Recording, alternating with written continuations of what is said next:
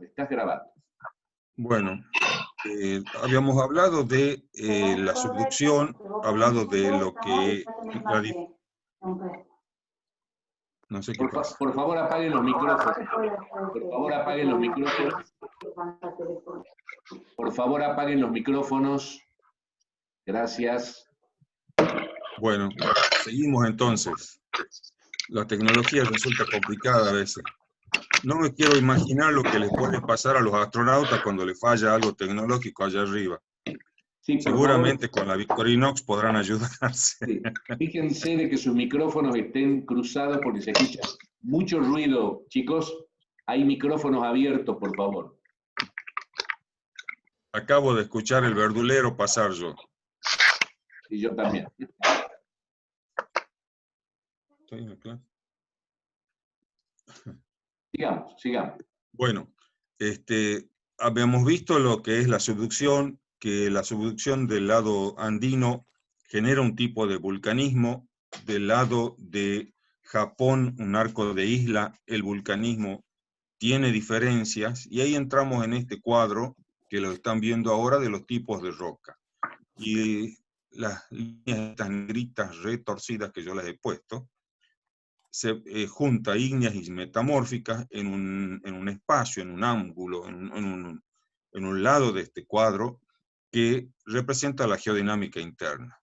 Y una de las cosas que yo les estaba mencionando y compartimos con el profesor Roberto es sobre las rocas metamórficas, que son realmente algo insólito, algo muy particular y muy difícil de entenderlas.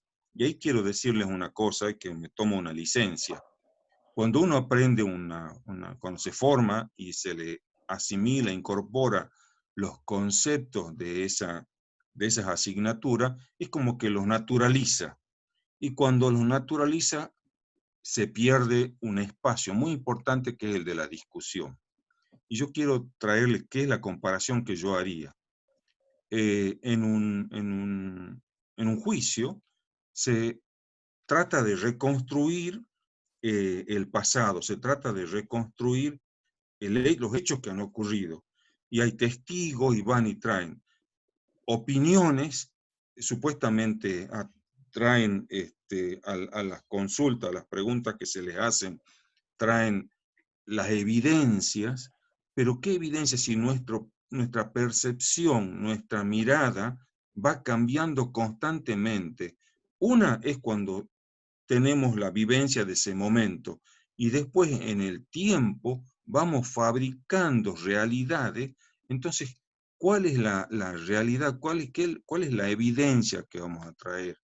Ese es el interrogante que yo tengo y me pregunto. Seguro capaz que los abogados como ellos incorporan eso de la evidencia como algo tajante o absoluto, lo pensarán de esa manera. Yo creería que no lo hacen, porque si no es muy difícil. Pero fabricar la realidad. Con las rocas metamórficas ocurre eso.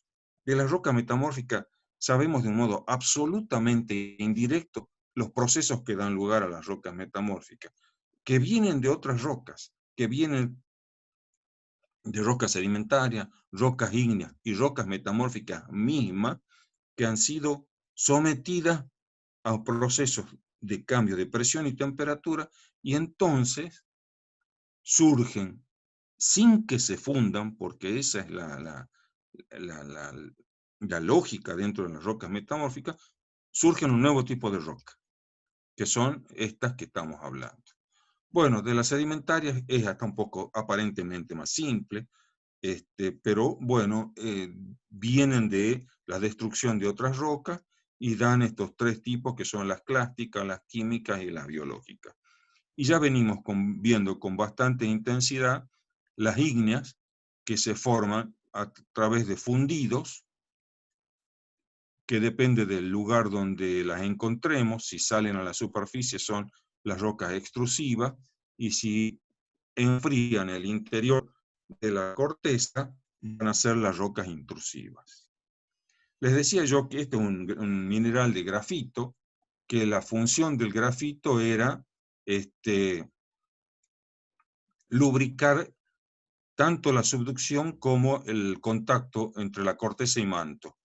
Esa es la función muy importante. El grafito es un mineral metamórfico, por eso también lo he puesto, y se encuentra a grandes profundidades. La composición química es un carbón. Y les muestro otro carbón que tiene otras propiedades, otro valor, no solo el valor de la función de la tierra, pero sí un valor económico. En estos momentos de pandemia es importante salvarse comprando diamantes, pero bueno, el diamante tiene otros valores en la industria también, pero no se usa diamantes naturales, sino diamantes artificiales. El ser humano ha logrado hoy, fabricar diamantes artificiales tan buenos como los naturales. Se usan para cortar, para las perradoras, en la industria tienen miles de aplicaciones el diamante.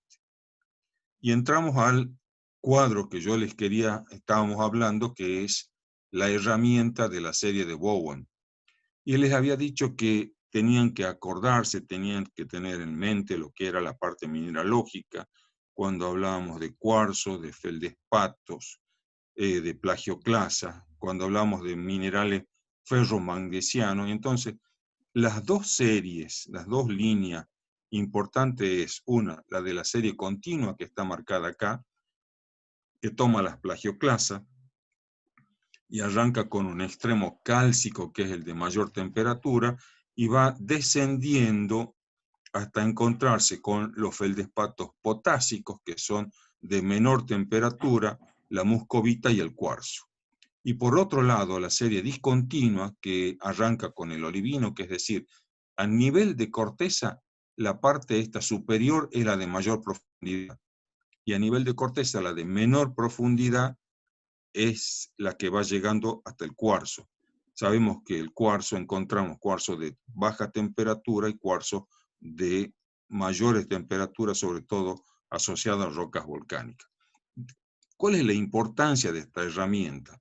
Si yo encuentro cuarzo y muscovita en una roca, difícilmente encuentre plagioclasas cálcicas o olvivinos.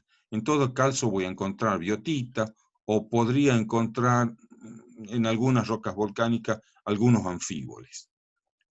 Esa es la restricción que hay, porque el cuarzo no puede aparecer a las profundidades del manto en donde aparecen las plagioclasas cálcicas y el olivino.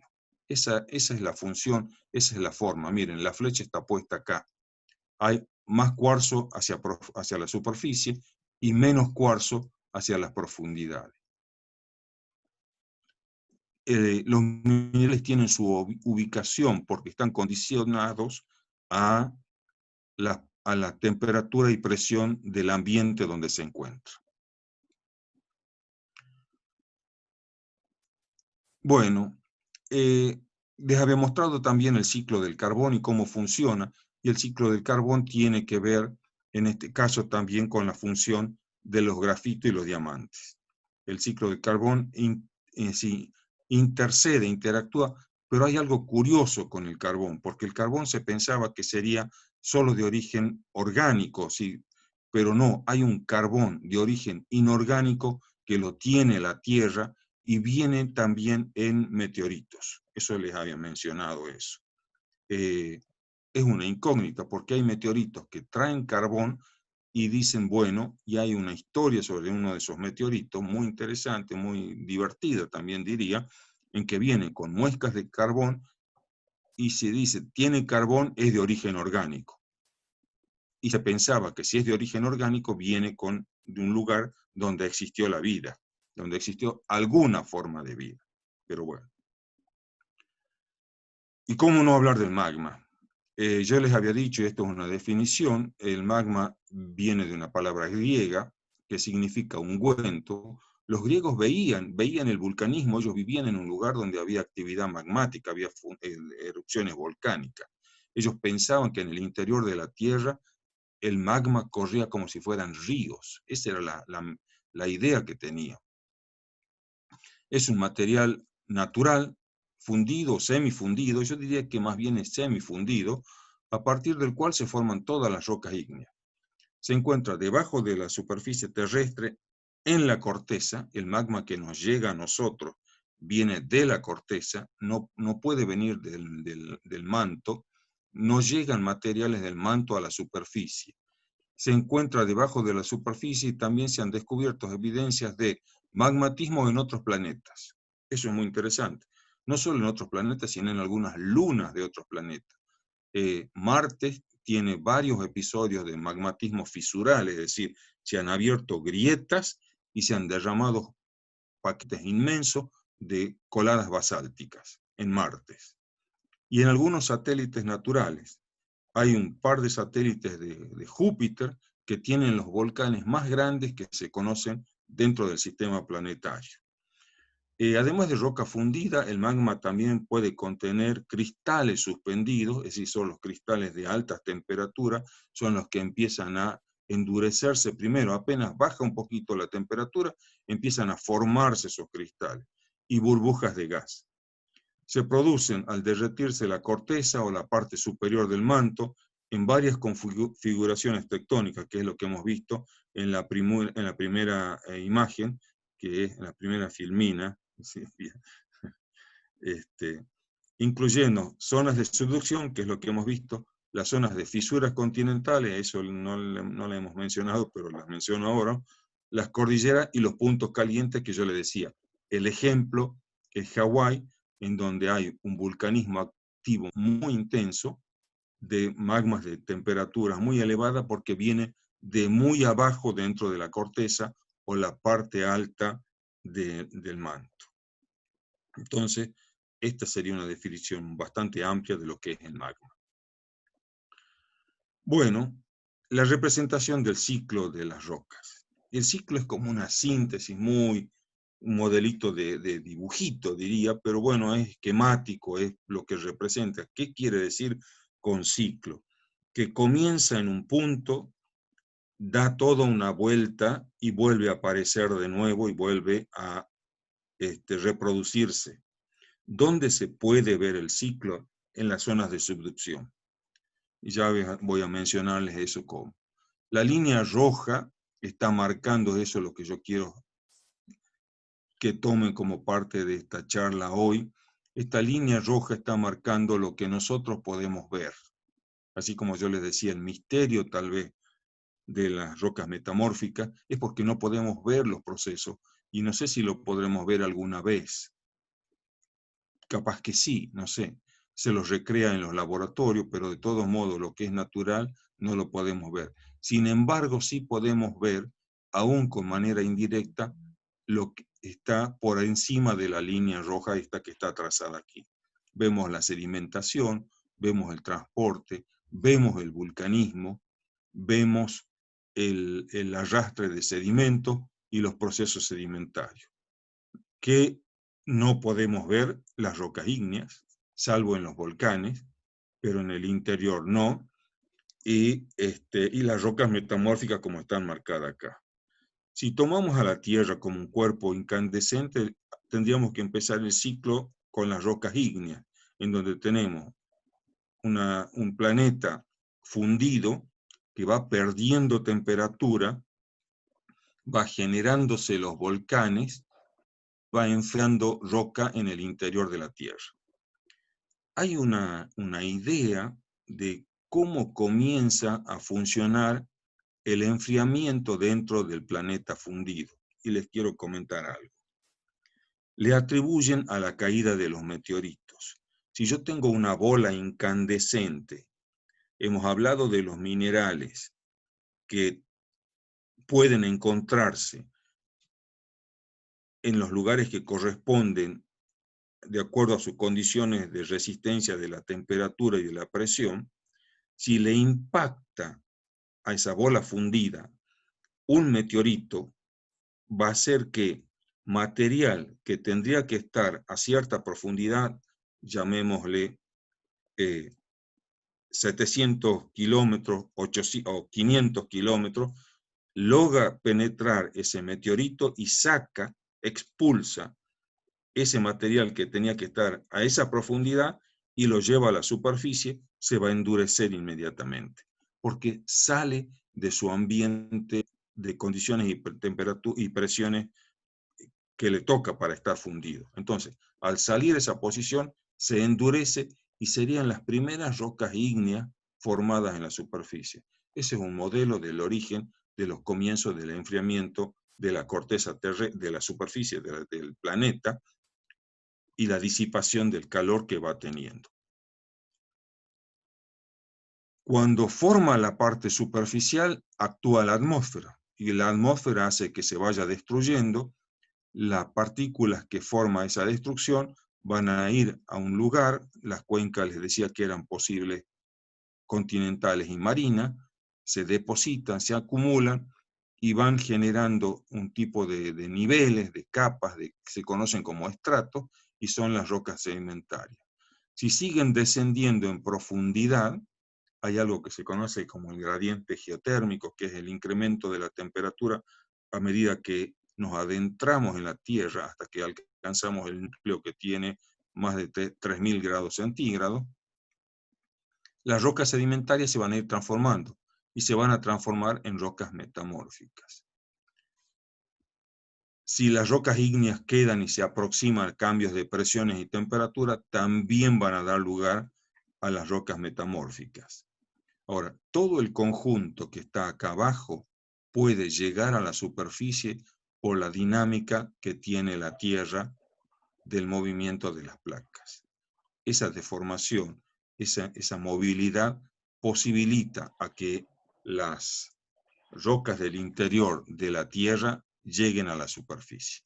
Y ahí marcamos el ciclo casi completo. El agua participa. Yo les decía cuando he mostrado el ciclo del agua que está representado acá, estaría faltando antes del ciclo la caída de meteoritos, porque una de las teorías últimas, es decir, justifica la presencia del agua superficial en la Tierra llegada a través de meteoritos que eran meteoritos de hielo. Hay ejemplos de esto. Hay un lugar en el norte de Rusia que se llama Tunguska. Cayó un meteorito, arrasó con un bosque. Los geólogos llegaron un par de años después, porque era en el pasado, y recién el zar dice, bueno, vayan a ver qué ha pasado ahí. Y lo único que encuentran, los árboles caídos, arrasados, había sentido como una gran explosión, y no encuentran nada más. Y lo que se pensó en ese momento que era un meteorito de hielo. Esa era la justificación. Entonces, a este ciclo del agua le faltaría un meteorito que simbolice la llegada también del agua a través del espacio. Pero como estoy planteándole los interrogantes, no solo las soluciones, les estoy diciendo lo que pasa, se está hablando de que había ya agua superficial a los 4.500 millones de años, era un agua magmática, un agua que provenía del vulcanismo. Entonces, seguramente el origen del agua, que es una cosa, cuando hablemos del agua, cuando veamos, también el agua es una cuestión muy misteriosa desde la física y desde la química y desde la geología también. Bueno, les he contado de esto. Este es un volcán en Islandia, tiene actividad volcánica activa, y este es el del norte de Nueva Zelanda, que en diciembre del 2019, estando activo, lo usaban para que hagan un recorrido turístico, el Waiakari o la Isla Blanca. Murieron varios turistas porque el volcán hizo una tosida y lanzó un montón de material en donde quedaron atrapadas estas personas. Bueno, rocas volcánicas en el fondo del océano, que se enrulan como alfeñique, les decía. Eso es un proceso que se ve sobre todo en la zona hawaiana y en el centro de las dorsales oceánicas del Atlántico y del Pacífico también. Los isótopos. ¿Y por qué quiero tocar lo de los isótopos? Porque una de las dos, hemos empezado apenas, conversamos hablando del tiempo, ¿no? Y hay una relación. Los isótopos son átomos de un mismo elemento, nada más que tienen, no sé, le podríamos decir un defecto, porque en algún momento se pensaba así. Son elementos que tienen un defecto. No, no es así, no es que sea un defecto, pero es como para representar que pueden ser. Tienen una variación dentro del número másico, que es la suma en el núcleo de protones y neutrones. Tienen una diferencia con el modelo del átomo de ese elemento. Y esa diferencia lo convierte en isótopos y tienen propiedades distintas. Y significa que esos átomos van degradándose en el tiempo. Al transcurrirles el tiempo, van siendo modificados. La aplicación, el uso de los isótopos, sobre todo en la geología, se lo usa para datación, es decir, poder registrar la edad de ese elemento, de esa molécula, de ese átomo. Hay distintos, muy usados en arqueología, por ejemplo, son los isótopos del carbón. Se hacen dataciones con el carbón, cada vez se han ido haciendo más sofisticados. Antes solo se podían calcular hasta 5.000 años y hoy se llega hasta casi 40.000 años el alcance que permite la técnica para datar los isótopos de carbón. Así se puede datar las edades de roca, el hielo, el agua, y hoy hay algo muy curioso que cuando vayan a aprender se puede datar las pátinas del desierto. Eso van a ir aprendiendo en el futuro, pero yo les digo todavía eso, se data a través de isótopos las pátinas del desierto y se puede estimar cambios climáticos. Sé que no lo saben, pero bueno, van a ir aprendiéndolo de a poco. Y quedó este grafiquito de lo que es el uranio 238, que es un isótopo. Empieza el gráfico arriba, que es cuando está completo, cuando el número másico es completo, va perdiendo, cambian los colores, lo que va dando el uranio 238, va perdiendo número másico hasta que llega a casi convertirse en un plomo. Y esa pérdida significa tiempo. Un tiempo entonces es lo que se puede estimar. Con uranio se podían datar rocas muy antiguas. Torio-uranio era una forma de datar rocas muy antiguas. Esa es la función o la aplicación que le damos desde la geología a los isótopos. Y bueno, yo les había dicho que íbamos a ver el zircón y en qué posición se encontraba el zircón, y les muestro acá, miren, dónde llega.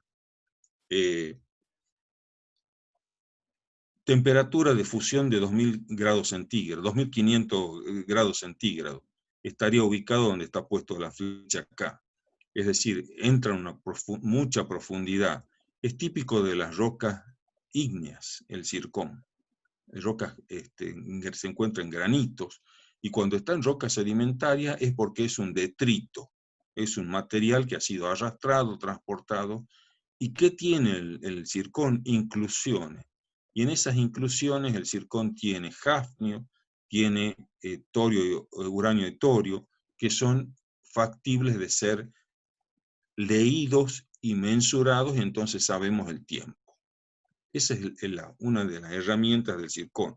Y de ahí se surge la teoría de que es uno de los minerales más antiguos, no porque todos los zircones sean muy antiguos, no. Al datar esas rocas en Australia encuentran zircones de 4.400 millones de años. No hay otros minerales que tengan esa edad. Y ahí vemos el reciclado de la corteza, y en donde ciertas rocas pasan, tendríamos que volver a este lugar.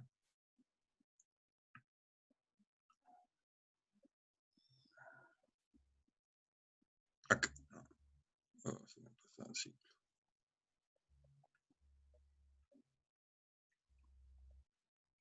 Acá, donde el detrito transportado va a rocas sedimentarias y de vuelta pasa a algún tipo de roca distinta, ya sea si llega a fundirse o sin fundirse forma otra roca, que son las rocas metamórficas.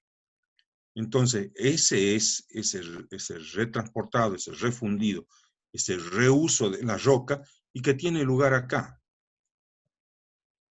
Tiene lugar en esta posición. Acá entran rocas que se funden, se mezclan y vuelven a aparecer en la superficie. Entran rocas fundidas, se mezclan con la corteza, se mezclan con la corteza superficial y llegan a la superficie. Esa es la función de analizar el ciclo. ¿Y cómo uso la herramienta de la serie de Bowen? Sabiendo que desde profundidad yo tengo ciertos minerales y hasta la superficie voy a encontrar cuarzo, por ejemplo, y voy a encontrar feldespatos potásicos, pero no voy a encontrar los feldespatos cálcicos, porque los feldespatos cálcicos están en posiciones de mayor temperatura, porque los minerales esos resisten esas temperaturas. Espero que sea clara la explicación. Hemos visto esto, lo que son los isótopos, el zircón y otro ciclo de roca en donde representa casi lo mismo. La zona del magma, cristalización y enfriamiento forman las rocas plutónicas, transformación formando rocas metamórficas, transformación de las rocas sedimentarias que están acá a formar rocas metamórficas, y va cerrando el ciclo de reciclado, sería, de los materiales rocosos de la corteza. Otro ejemplo acá, mucho más detallado, tenemos los procesos. Yo les decía el aumento del agua cuando va presentando. El agua es fundamental para el magmatismo. Si no hay agua, no se produce la fusión. El agua reacciona, forma como un catalizador. En este punto, donde hay en la zona de subducción el esfuerzo, se producen rocas metamórficas. Y acá también, en la zona esta, en donde la placa empuja, comprime, se están formando rocas metamórficas.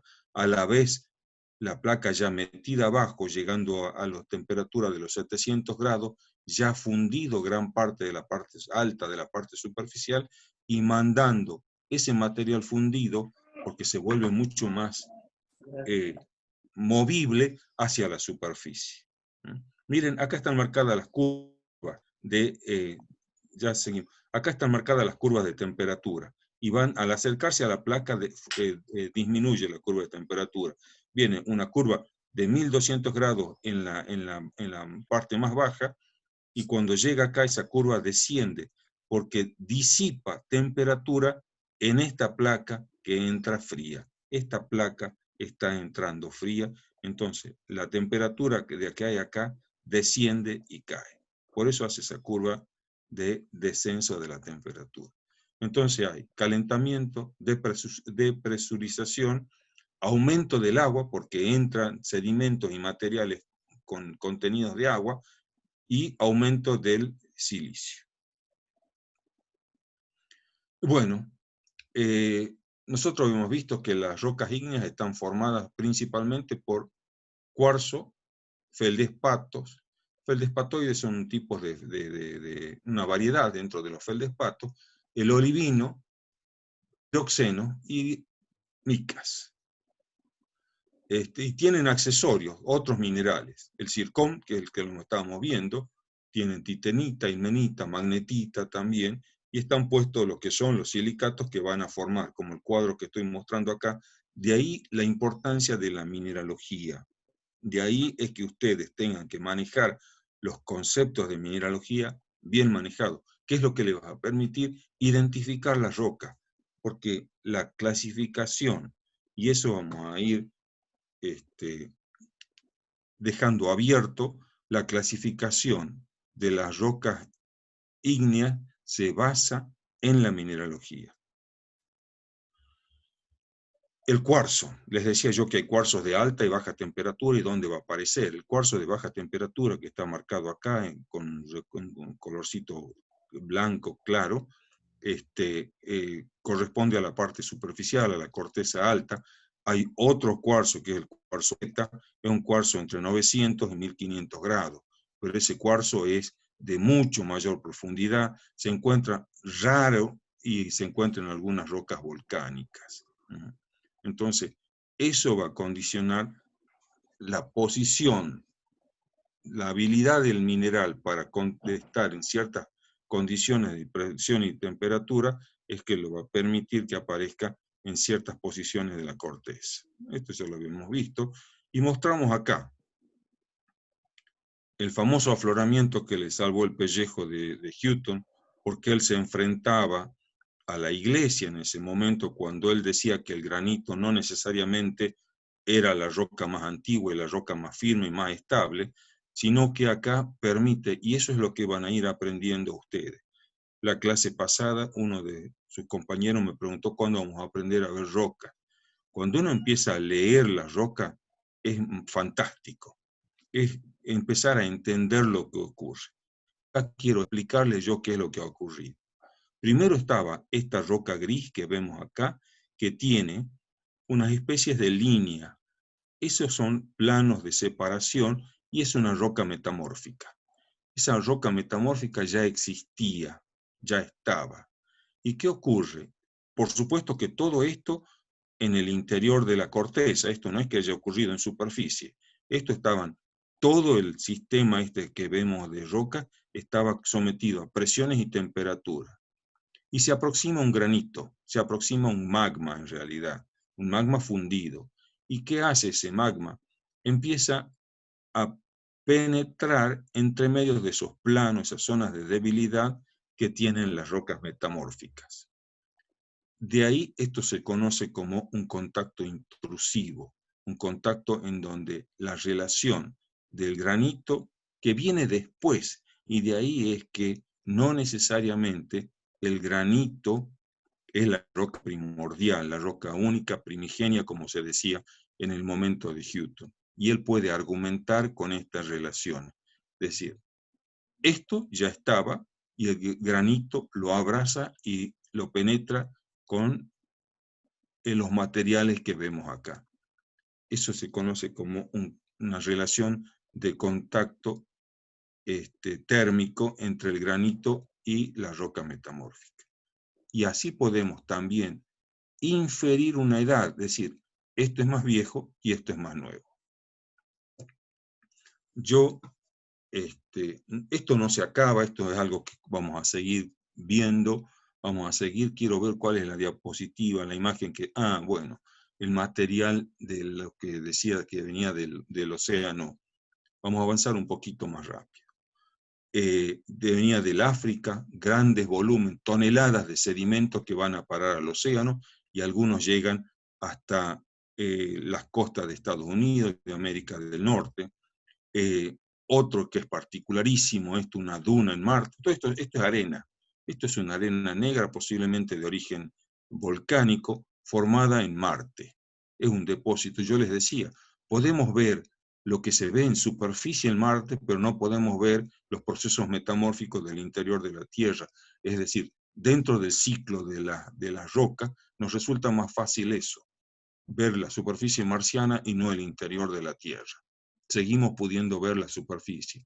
Y acá, en lo que marca en la parte superior y lo que estoy señalando, da el aspecto de que fueran rocas sedimentarias, como si fueran las capas de las rocas sedimentarias. Pero eso es una mirada, una interpretación mía de que las posibilidades que sean eso, ¿no? Esto es un material suelto, un material desagregado. La dirección del viento es desde la derecha hacia la izquierda. Eso es lo que permite definir la forma de esta duna. Bueno, el volcán Lascar, miren la cantidad de material que eyecta a la superficie. Son miles de toneladas también de sedimento, y en general estos sedimentos tardan aproximadamente en una semana saliendo de acá de la posición del Lascar en la cordillera, llegan a Buenos Aires, y un mes y medio dan la vuelta al mundo. Ese es el tiempo de recorrido del transporte de estos sedimentos una vez que alcanzan la atmósfera donde pueden ser transportados y quedan en suspensión. Esto que he preparado algo particular. Dos volcanes. El Farallón Negro, que es muy cercano a nosotros. El halo del volcán es este que voy marcando. Todo esto es material volcánico, que son la parte de que se conocen como piroclastos del volcán, y este es el núcleo del volcán. Quiero que tengan en consideración sí. Si corta en menos de un minuto, nos volvemos a conectar, ¿sí? Así avanzamos. Nos volvemos a conectar, Sí, Bueno, avanzamos un poquito más, Roberto, y ya de ahí bueno, dejamos porque se va a cortar igual. Listo, listo. Bueno. Seguimos hablando. Y el otro volcán es el Tuxtla. Y les muestro cómo se ven en perspectiva. Este es el Tuxtla, que tiene un derrame de una colada lábica muy reciente, tiene algunos miles de años nada más, y la perspectiva del volcán del Farallón Negro. El Farallón Negro tiene un yacimiento muy importante que ya está en proceso de